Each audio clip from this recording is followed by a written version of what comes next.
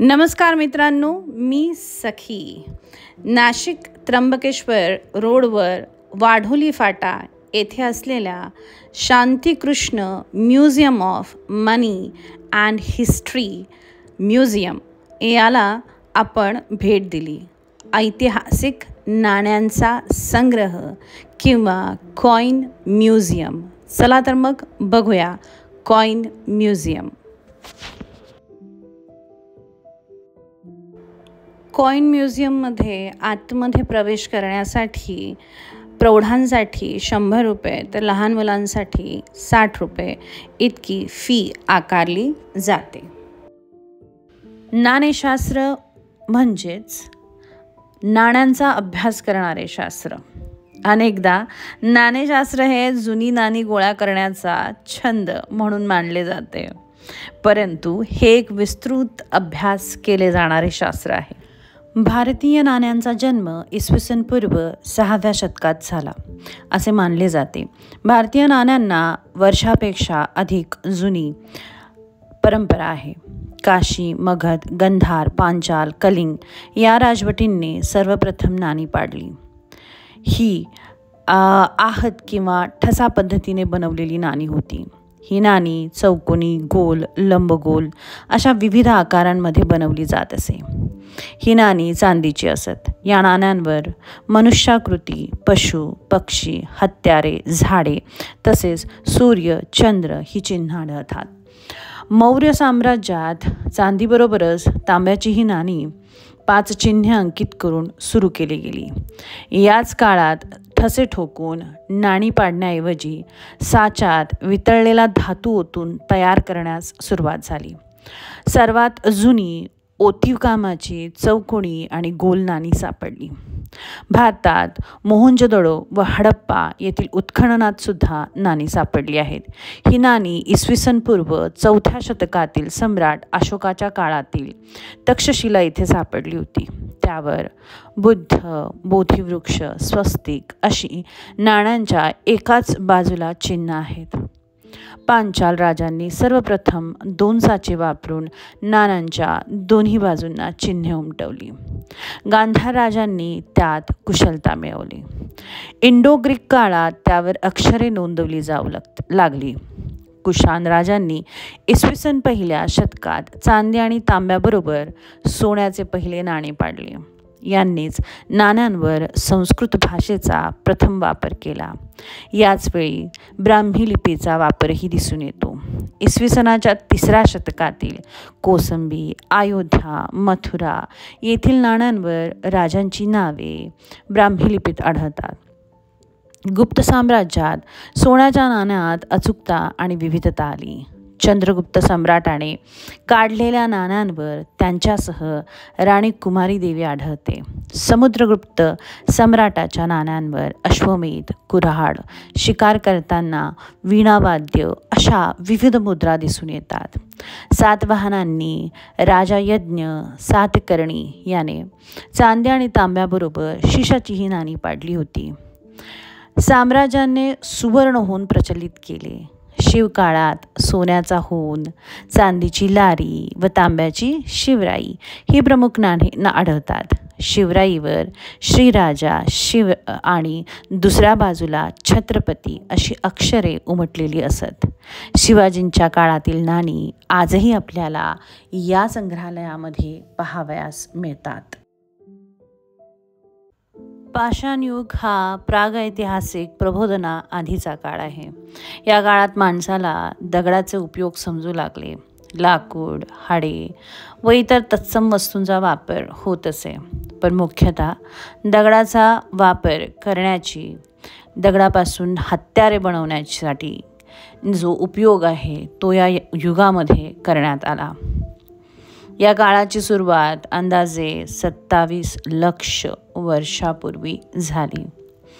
तुम्हाला या संग्रहालयामध्ये बरीचशी दगडाने बनवलेली हत्यारं पाहण्यास मिळतात. दगडांचा वापर प्राण्यांना मारण्यासाठी व त्यापासून अन्न, वस्त्र मिळवण्यासाठी करत असेल. प्रागैतिहासिक काळातील बऱ्याचशा वस्तू इथे आपल्याला पाहायला मिळतात. पाषाणयुग, अश्मयुग, ताम्रयुग, लोहयुग अशा बऱ्याचशा युगातील संपूर्ण सापडलेली किंवा आत्तापर्यंत आपल्याजवळ असलेल्या बऱ्याच प्रकारच्या वस्तूंचा, हत्यारांचा, भांड्यांचा, नाण्यांचा, त्यानंतर वस्त्रांचा अतिशय सुंदर संग्रह या संग्रहालयामध्ये आपल्याला पाहायला मिळतो. एकदा निश्चित या संग्रहालयाला भेट द्या. इतिहासाचे जाणकार किंवा इतिहासाच्या माहितीची आवड असणाऱ्या तुम्हाला हे जे संग्रहालय आहे ते नक्कीच आवडेल. दगडाची काही हत्यारं इथे आपल्याला पाहायला मिळाली. अतिशय सुंदर छान दिसणारी ही हत्यारं त्यावेळेस मानवाने एवढी सुंदर हत्यारं बनवली असावीत आणि त्याला हे बनवण्याचं कौशल्य जे आहे ते प्राप्त झालं होतं हे बघून मनाला अतिशय छान वाटलं.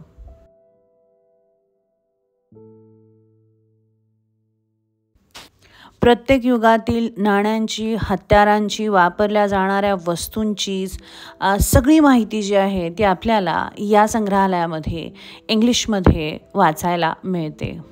एक एक युगाची माहिती वाचताना आपण इतिहासामध्ये शिकलेलो बऱ्याचशा गोष्टींना उजाळा मिळतो आणि अतिशय छान वाटतं की आपला जो पास्ट आहे किंवा आपण आत्ता जे आहोत त्या अगोदर असे बनण्यासाठीची जी काही पूर्वतयारी होती ती आपल्या पूर्वजांनी अतिशय सुंदर छान केलेली होती. आपले जे मेंदू आहेत, ब्रेन आहे, तेवढा शार्प कसा आहे ते आपल्याला या संपूर्ण असलेल्या संग्रहालयातील प्रत्येक गोष्टीकडे पाहून अतिशय अभिमान वाटतो की इतकी सुंदर छान संस्कृती आहे आणि आजही आपण ती जपण्याचा प्रयत्न करतो आहोत. मित्रांनो, वेळ काढून नक्की या संग्रहालयाला एकदा भेट द्या. फक्त नाणीच नाही तर या ठिकाणी तुम्हाला बऱ्याचशा अशा गोष्टी बघायला मिळतात ज्या कदाचित आपण कधी पाहिल्यासुद्धा नसतील. अतिशय रेअर सुंदर असे कोरल्स जे आहेत ते पण इथे यांनी ठेवलेले आहेत. शिवकालीन शिवराई जी आहे, सोन्याचं नाणं जे आहे ते सुद्धा आपल्याला इथे पाहायला मिळतं. अतिशय सुंदर.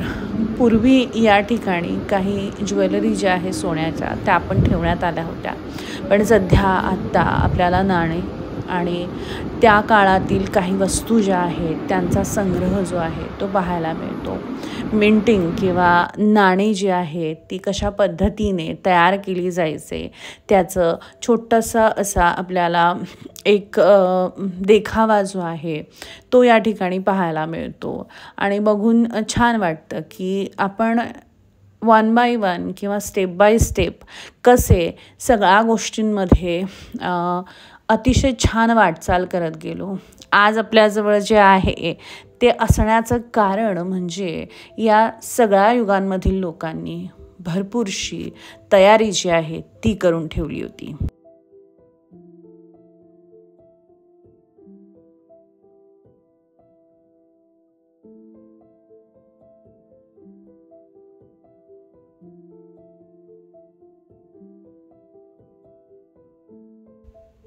जैन तीर्थंकरांची ही मूर्ती जी आहे ती अतिशय जुनी आहे परंतु भग्न आहे.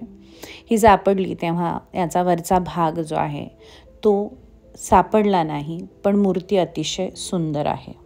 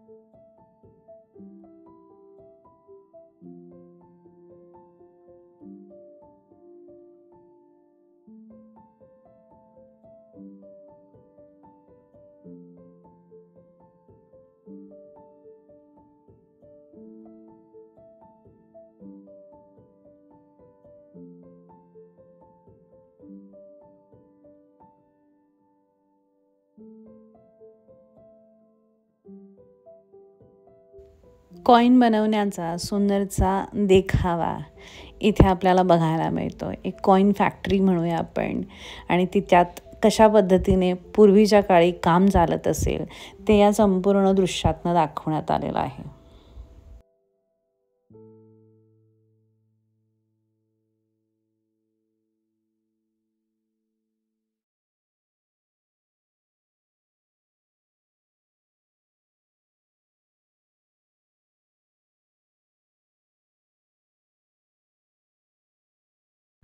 अतिशय जुन्या परंतु अतिशय सुंदर अशा मूर्त्यांचं कलेक्शन आपल्याला इथे बघायला मिळतं. प्रचंड सुंदर, कोरीव, आखीव अशा धातूंच्या मूर्त्यांचा संग्रह इथे आपल्याला बघायला मिळतो.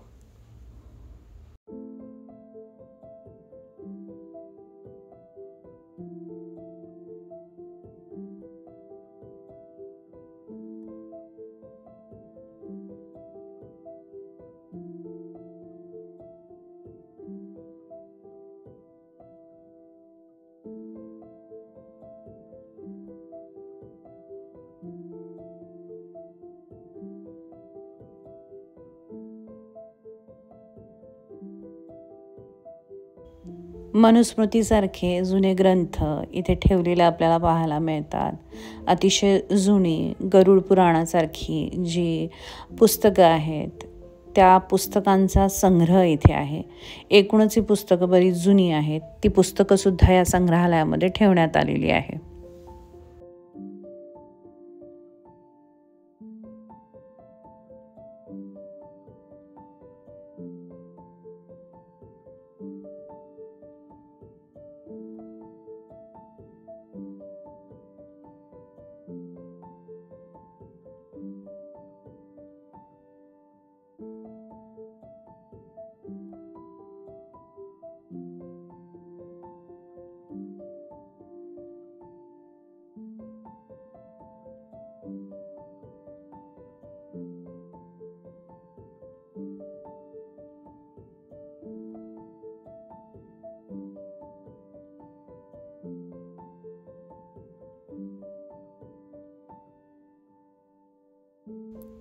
भारतीय कला एवं शिल्प या विभागामध्ये तुम्हाला भारतीय कलेचे सगळे आत्तापर्यंतचे नमुने बघायला मिळतात. छान सुंदर शिल्प आहे आणि भारतीय लोककलेशी निगडीत किंवा कलेशी निगडीत बऱ्याचशा गोष्टी इथे यांनी संग्रहित करून ठेवल्या आहेत. बघायला या गोष्टी अतिशय छान आणि नाविन्यपूर्ण वाटतात, कारण अशा कुठल्याही गोष्टी आपण रेग्युलरच्या आयुष्यामध्ये बघितलेल्या नसतात. त्यामुळे छान वाटतं हे सगळं पाहून.